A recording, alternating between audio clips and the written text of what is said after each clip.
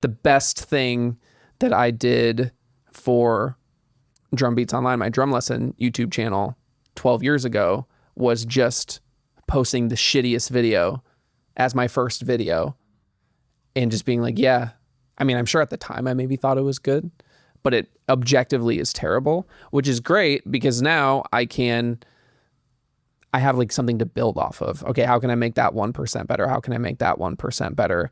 And I'm not thinking about how to compete with X, Y, or Z person. And I don't even actually know how to be authentic in the beginning. I'm just like gonna put something out and then kind of figure out, okay, now actually incorporate, oh, I actually play live, so let me incorporate a little bit of this, or actually maybe I'm a little bit of a funny guy, so I'm gonna throw in like some jokes. And then eventually it becomes like an authentic expression.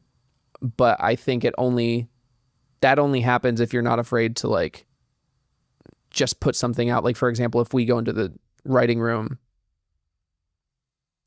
if we tried to map everything out perfectly, we probably would never just have any finished song. Like, there are times where we're like, let's try to do something weird. And we might leave the studio that day and it's like, well, this song sucks. Or actually, we might think it's awesome, and then the next day realize that it sucks. But even within that like thing, we might say, oh, but this like 2-second part is actually cool, so let's take that and like let's plug it in over here or whatever.